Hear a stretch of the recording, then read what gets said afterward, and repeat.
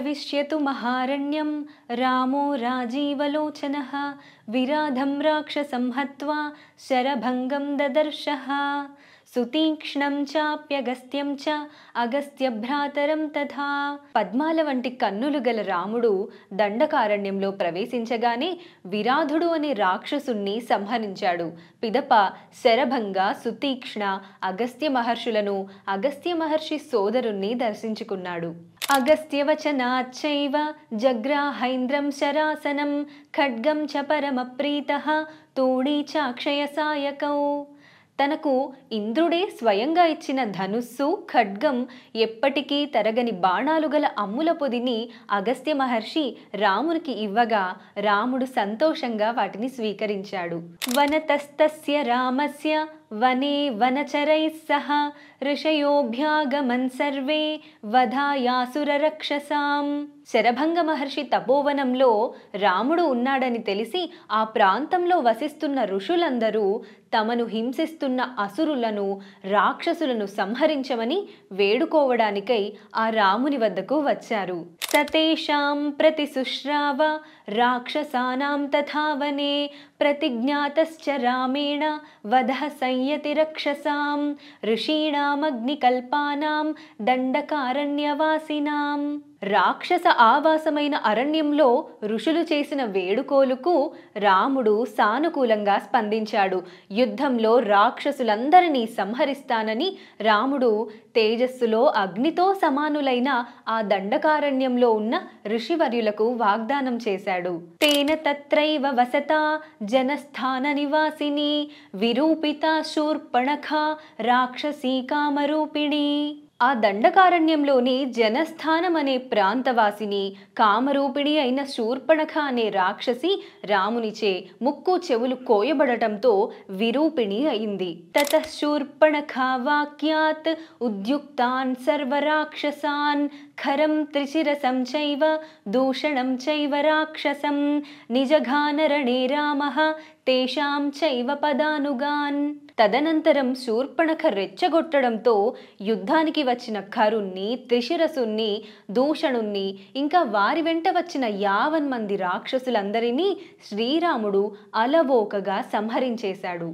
వనే తస్మిన్ నివసతా జనస్థాన నివాసినాం రక్షసాం నిహతాన్యాసన్ సహస్రాణి 14. దండకారణ్యంలో వసిస్తూ వచ్చిన రాముడు జనస్థానంలో నివసిస్తున్న 14,000 మంది రాక్షసులను సంహరించాడు. ఆయన ఋషులకిచ్చిన మాట నిలబెట్టుకున్నాడు. తతో జ్ఞాతివధం శ్రుత్వా రావణః క్రోధమూర్ఛితః సహాయం వరయామాస మారీచం నామ రాక్షసం. బంధుగణం సంహరించబడ్డారని వార్త వినగానే కోపోద్రిక్తుడైన రావణాసురుడు తనకు అంటే రాముణ్ణి అంతమొందించడంలో సహాయం చేయమని మారీచుడనే రాక్షసుణ్ణి కోరాడు. వార్యమాణః సుబహుశో మారీచేణ స రావణః న విరోధో బలవతా క్షమో రావణతేన తే. రావణ, మహాబల సంపన్నుడైన ఆ రామునితో విరోధం పెట్టుకోవటం నీకు శ్రేయస్కరం కాదు అని మారీచుడు పరిపరి విధాల రావణుణ్ణి నివారింప ప్రయత్నించాడు. అనాధృత్యతు తద్వాక్యం రావణః కాలచోదితః జగామసః మారీచః తస్యాశ్రమపదం తదా. అయినప్పటికీ మారీచుని హితవాక్యాలను రావణుడు పెడచెవిన పెట్టాడు. విధిచే ప్రేరితుడైన రావణాసురుడు మారీచుణ్ణి తోడుకొని రాముని ఆశ్రమం వద్దకు వెళ్ళాడు. తేన మాయా వినా దూరం అపవాహ్య నృపాత్మజౌ జహార భార్యాం రామస్య గృధ్రం హత్వా జటాయుషం. మాయావి అయిన మారీచుని ద్వారా రాజకుమారులైన రామలక్ష్మణులను పర్ణశాల నుండి దూరంగా పోయేటట్టు చేసి రావణుడు తన దారికి అడ్డు వచ్చిన జటాయువు అనే గ్రద్దను తెగ నరికి రాముని భార్య అయిన సీతమ్మను అపహరించుకుపోయాడు. గృధ్రం చ నిహతం దృష్ట్వా హృతాం శ్రుత్వా చ మైథిలీం రాఘవః శోక సంతప్తో విలలాపాకులేంద్రియః తతస్తేనైవ శోకేన గృధ్రం దగ్ధ్వా జటాయుషం. రావణుడు సీతను అపహరించుకు వెళ్ళాడని మరణించబోతూ ఉన్న జటాయువు నుండి తెలుసుకున్న రాముడు దుఃఖం ముంచుకురాగా ఇంద్రియ వివసుడై విలపించాడు. మరణించిన జటాయువుకు మిక్కిలి దుఃఖంతో శ్రీరాముడు దహన సంస్కారం నిర్వర్తించాడు.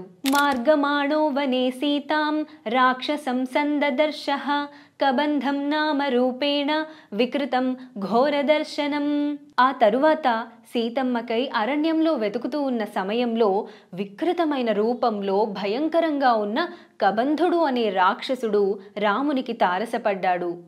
తం నిహత్య మహాబాహుః దదాహ స్వర్గతశ్చ సహ సచాస్య కథయామాస శబరీం ధర్మచారిణీం శ్రమణీం ధర్మ నిపుణాం అభిగచ్చేతి రాఘవం. గొప్ప బాహువులు గల శ్రీరాముడు కబంధుణ్ణి సంహరించి దహనం చేశాడు. కబంధుడు స్వర్గానికి వెళ్ళాడు. వెళ్ళబోయే ముందు ఆకాశం నుండి కబంధుడు, శ్రీరామ, ధర్మాన్ని తూచా తప్పక ఆచరిస్తూ ధర్మాలు చక్కగా ఎరిగినది, సన్యాసాశ్రమం స్వీకరించినది అయిన శబరిని చూసి వెళ్ళు అని చెప్పాడు. సోభ్యగచ్చన్ మహాతేజాః శబరీం శత్రుసూదనః. మహా తేజస్శాలి శత్రు సంహారకుడు అయిన రాముడు స్వయంగా తానే శబరి వద్దకు వెళ్ళాడు. శబర్యా పూజితః సమ్యక్ రామో దశరథాత్మజః. దశరథ మహారాజు కుమారుడైన శ్రీరాముణ్ణి శబరి చక్కగా పూజించింది.